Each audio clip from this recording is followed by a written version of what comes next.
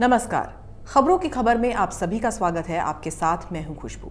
इस धरती ने इतना ज्यादा विनाश देखा है, इसकी देह असंख्य घावों से छिली हुई है, फिर भी हैदराबाद बेजोड़ है।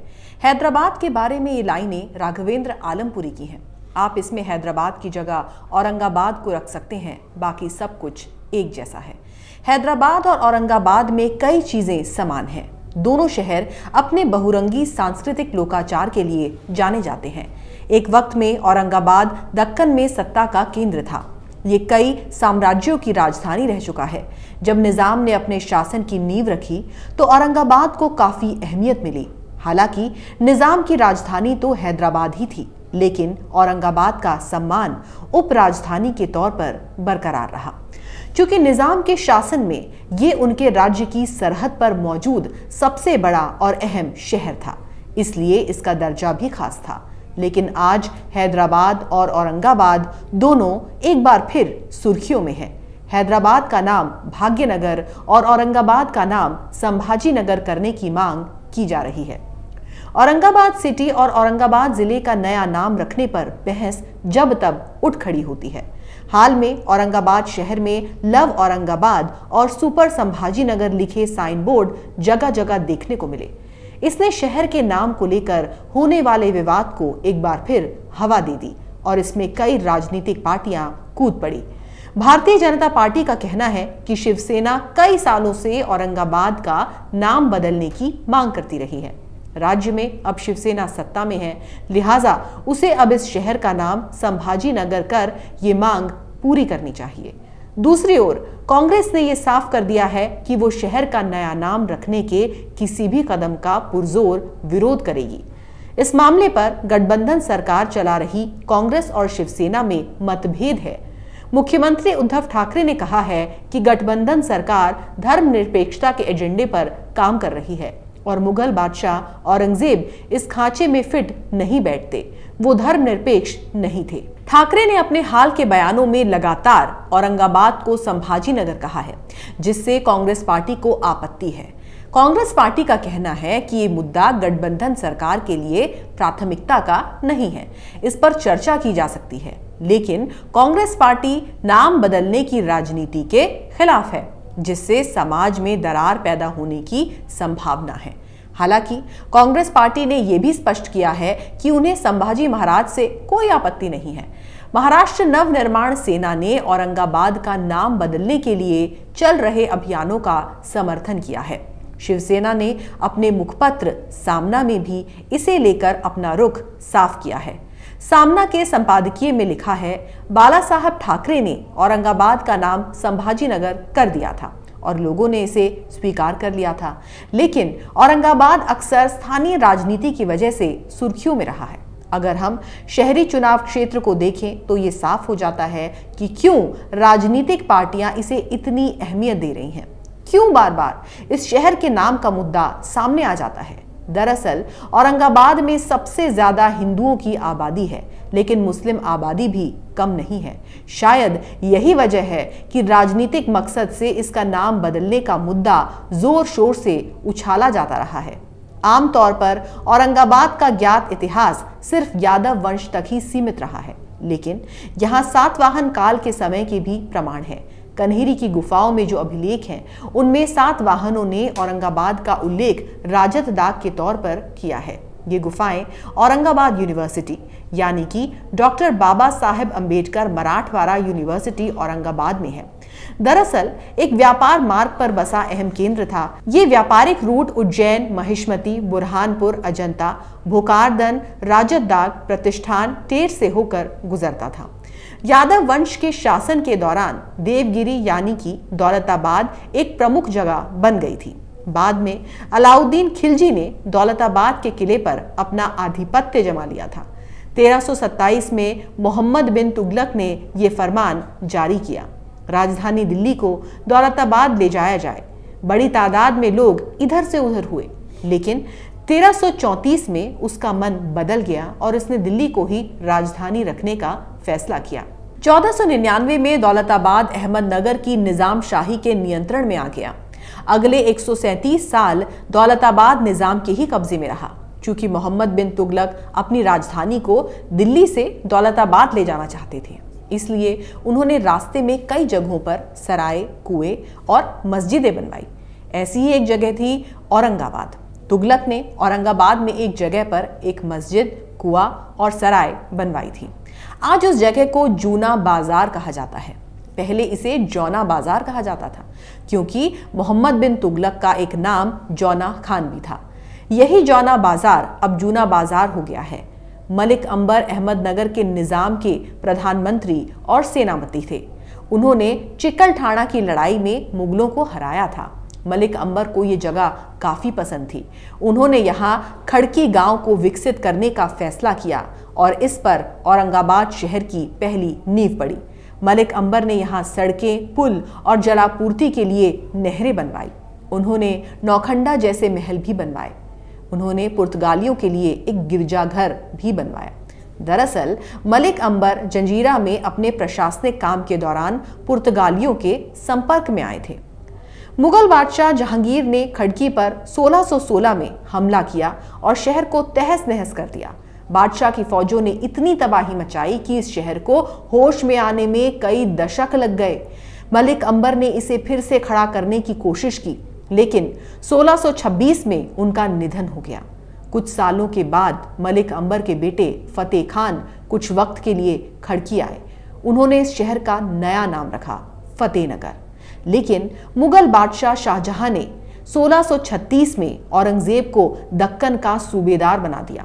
उस समय इस शहर को दोबारा नाम दिया गया, खुजिस्ता बुनियाद। 1657 के बाद खुजिस्ता बुनियाद का नाम औरंगाबाद पड़ गया।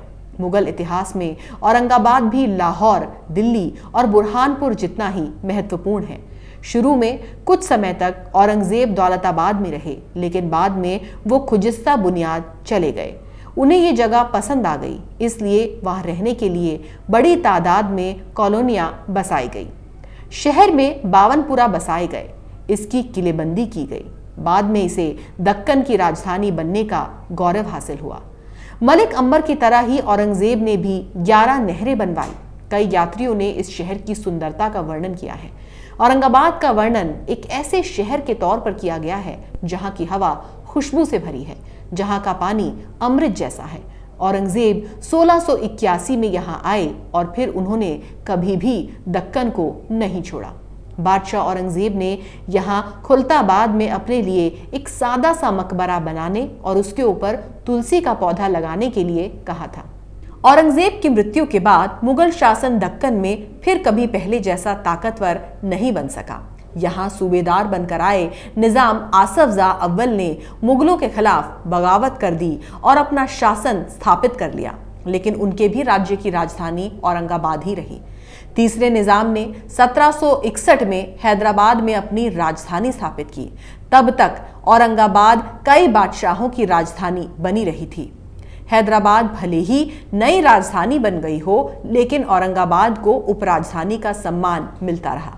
1948 में जब हैदराबाद राज्य का भारत में विलय हो गया, तो औरंगाबाद के साथ ही मराठवाड़ा का इलाका भी भारतीय संघ का हिस्सा हो गया।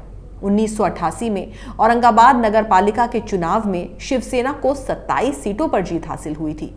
इसके बाद बाला साहेब ठाकरे ने सांस्कृतिक मंडल ग्राउंड में एक विजय रैली को संबोधित किया।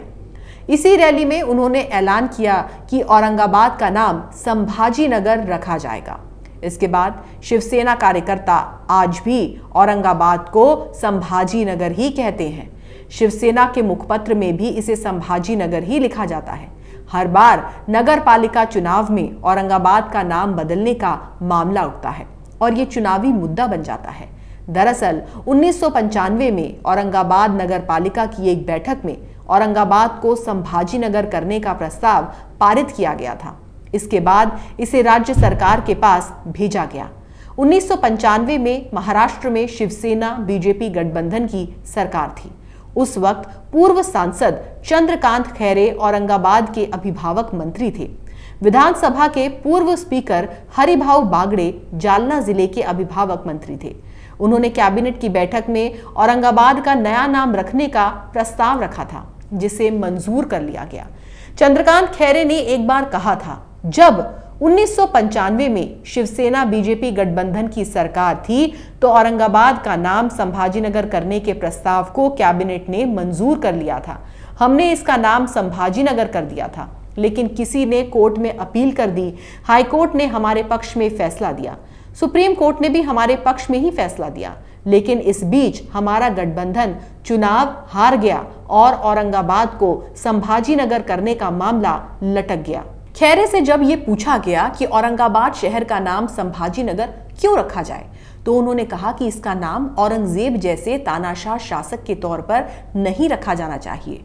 उन्होंने कहा कि एक समय में इस शहर का नाम खड़की था, औरंगजेब ने इसका नाम बदलकर औरंगाबाद कर दिया था। औरंगजेब ने संभाजी महाराज को, जो कि छत्रपति शिवाजी महाराज के बेटे थे, उन्हें सुनहरी महल में 4 महीने तक कैद करके रखा था। उनके खिलाफ यहाँ पर मुकदमा चला था। औरंगजेब ने उन्हें प्रताड़ित किया था और उन्हें मार डाला था। वो हमारे लिए काफी महत्वपूर्ण है, इसलिए हम इसका नाम संभाजीनगर रखना चाहते हैं।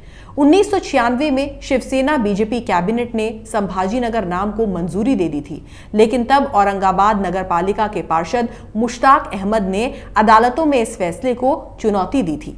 2018 में मुश्ताक अहमद ने कहा था कि 1996 में तत्कालीन राज्य सरकार ने एक अधिसूचना जारी की थी, जिसमें कहा गया था कि औरंगाबाद का नाम संभाजीनगर करने के बारे में अगर कोई व्यक्ति सुझाव या आपत्ति दर्ज कराना चाहता है तो करा सकता है। हमने इस अधिसूचना में नाम बदलने के फैसले को चुनौती देते हुए हाई कोर्ट में अपील दायर की, लेकिन कोर्ट ने यह कहकर याचिका ठुकरा दी कि मामला अभी अधिसूचना तक ही सीमित है, अपील प्री मैच्योर है। मुश्ताक ने कहा कि हमने सुप्रीम कोर्ट में अपील की, सुप्रीम कोर्ट ने याचिका मंजूर कर ली और राज्य सरकार को लताड़ लगाई। एक जज ने राज्य सरकार को ये कहते हुए झिड़का कि शहरों के नाम बदलने के बजाय उनके विकास पर ध्यान देना चाहिए। लेकिन आगे की सुनवाई से पहले राज्य में कांग्रेस एनसीपी गठबंधन की सरकार आ गई। मुख्यमंत्री विलासराव देशमुख ने औरंगाबाद का नाम संभाजीनगर करने की अधिसूचना रद्द कर दी। इससे सुप्रीम कोर्ट में दायर हमारी याचिका स्वाभाविक तौर पर खारिज हो गई। भले ही तमाम राजनीतिक दल इस पर कितनी भी राजनीति करें, लेकिन सच यही है कि औरंगजेब एक हत्यारा था और हमारे देश के किसी भी शहर का नाम एक हत्यारे के नाम पर नहीं हो सकता। और हत्यारा होने के साथ साथ वो एक मुगल शासक था जिसने हमारे देश पर राज किया था। उसने हमारे देश के लिए कोई बलिदान नहीं दिया कि हम उसके नाम पर अपने देश के किसी शहर का नाम रखें। यहाँ पर महाराष्ट्र सरकार का खुद को धर्मनिरपेक्ष कहना और कांग्रेस का ये कहना कि इससे समाज में दरार पैदा होगी, ये दोनों बातें समझ से बाहर हो जाती हैं, क्योंकि ना तो महाराष्ट्र सरकार धर्मनिरपेक्ष है और ना ही औरंगाबाद का नाम संभाजीनगर करने से समाज बटेगा। हर किसी को यहाँ पर अपनी राजनीति की पड़ी है। अगर आपको हमारा वीडियो पसंद आया तो इसे लाइक करें, शेयर करें और कैपिटल टीवी को सब्सक्राइब करें। नमस्कार।